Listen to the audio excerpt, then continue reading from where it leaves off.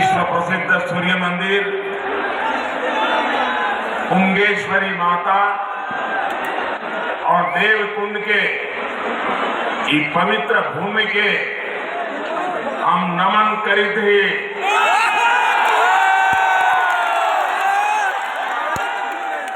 रौनी सबके प्रणाम करीते।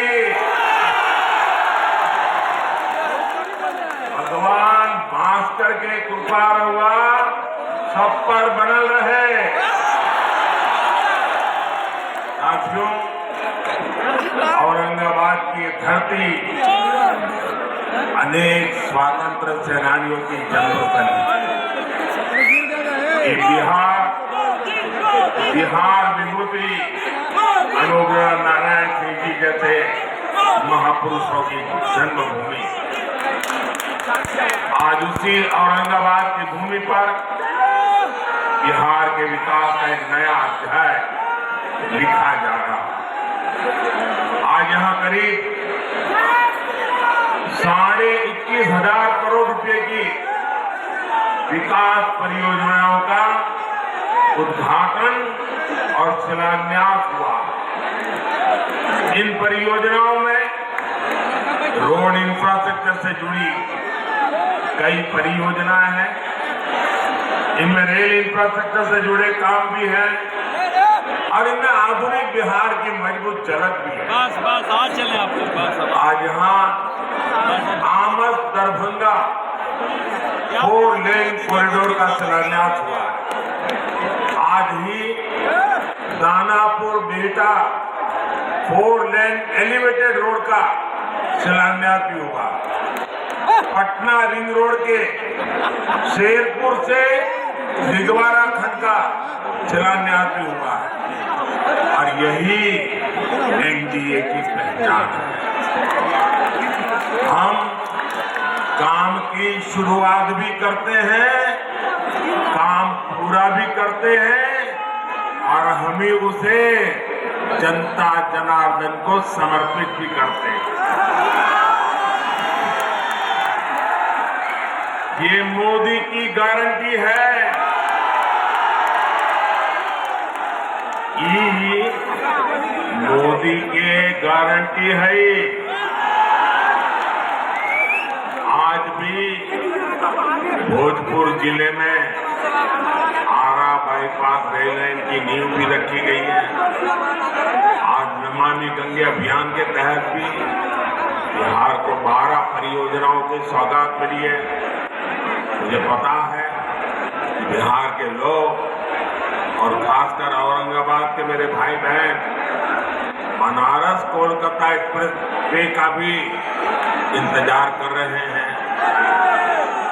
इस एक्सप्रेस वे से यूपी भी केवल कुछ घंटों की दूरी पर रहेगा और कुछ घंटे में ही कोलकाता भी पहुंच जाएंगे। और यही 4 घंटा लगेगा। एनडीए के काम करने का तरीका है।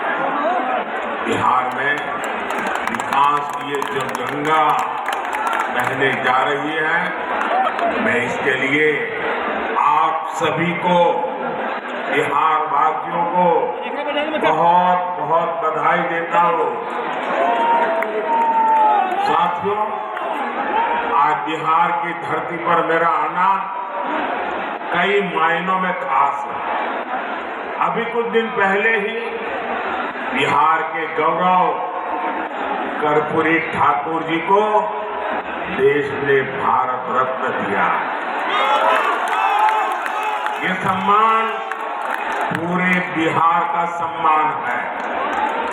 ये सम्मान समूचे बिहार के सम्मान है।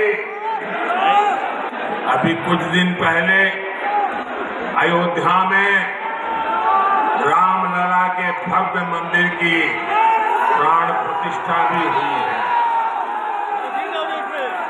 अयोध्या में रामलला विराजमान हुए हैं तो स्वाभाविक है कि सबसे ज्यादा खुशी माता सीता की धरती पर ही मनाई जाएगी।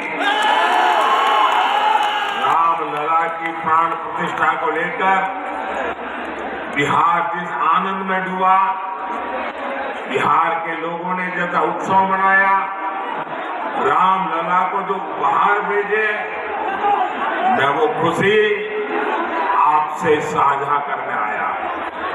और इसके साथ ही बिहार ने एक बार फिर डबल इंजन की रफ्तार भी पकड़ ली है। इसलिए बिहार इस समय पूरे उत्साह में भी है और आत्मविश्वास से भी भरा हुआ। मैं उत्साह मेरे सामने इतनी बड़ी संख्या में मौजूद माताएं, बहनें, नौजवान और जहां पर मेरी नजर पहुंच रही है, उत्साह उमंग से भरे आप लोग इतनी बड़ी तादाद में आशीर्वाद देने आए। आपके चेहरों की चमक बिहार को लूटने का सपना देखने वालों के चेहरों पर हवाइयां उड़ा रही है। साथियों, एनडीए की शक्ति बढ़ने के बाद बिहार में परिवारवादी राजनीति हाशिए पर जाने लगी है। परिवारवादी राजनीति की एक और विडंबना है, मां बाप से विरासत में पार्टी और कुर्सी तो मिल जाती है, लेकिन मां बाप की सरकारों के काम का एक बार भी जिक्र करने की हिम्मत नहीं पड़ती है। ये है परिवारवादी पार्टियों की हालत। मैंने तो सुना है इनकी पार्टी के बड़े बड़े नेता भी इस बार बिहार में लोकसभा का चुनाव लड़ने के लिए तैयारी नहीं हो रहे। और मैंने तो पार्लियामेंट में कहा था कि सब भाग रहे हैं। आपने देखा होगा, अब लोकसभा का चुनाव लड़ना नहीं चाहते, राज्यसभा की सीटें खोद रहे हैं लोग। जनता साथ देने को तैयार नहीं है। और ये है आपके विश्वास, आपका उत्साह, आपके संकल्प की ताकत। मोदी इसी विश्वास के लिए बिहार की जनता को धन्यवाद करने के लिए आया है। साथियों, एक दिन में इतने व्यापक स्तर पर विकास का ये आंदोलन इसका गवाह है कि डबल इंजन सरकार में बदलाव कितनी तेजी से होता है। आज जो सड़क और हाईवे से जुड़े काम हुए हैं, उनसे बिहार के अनेक जिलों की तस्वीर बदलने जा रही है। गया, जहानाबाद, नालंदा, पटना, वैशाली, समस्तीपुर और दरभंगा के लोगों को आधुनिक यातायात का अभूतपूर्व अनुभव मिलेगा। इसी तरह बोधगया, विष्णुपद, राजगीर, नालंदा, वैशाली, पावापुरी, ओखर और जहानाबाद में नागार्जुन की गुफाओं तक पहुंचना भी आसान हो जाएगा। बिहार के सभी शहर तीर्थ और पर्यटन की अपार संभावनाओं से जुड़े हुए हैं। दरभंगा एयरपोर्ट और बिहटा में बनने वाले नए एयरपोर्ट भी इस नए रोड इंफ्रास्ट्रक्चर से जुड़ेंगे। इससे बाहर से आने वाले लोगों के लिए भी आसानी होगी। साथियों, ये वो दौर था कि बिहार के ही लोग अपने ही घरों से निकलने में डरते थे। एक ये दौर है जब बिहार में पर्यटन की संभावनाएं विकसित हो रही है। बिहार को वंदे भारत और अमृत भारत जैसी आधुनिक ट्रेनें मिली, अमृत स्टेशनों का विकास किया जा रहा है। बिहार में जब पुराना दौर था, राज्य को अशांति, असुरक्षा और आतंकी आग में झोंक दिया गया था। बिहार के युवाओं को प्रदेश छोड़कर पलायन करना पड़ा और एक आज का दौर है जब हम युवाओं का स्किल डेवलपमेंट करके उनका कौशल विकास कर रहे हैं।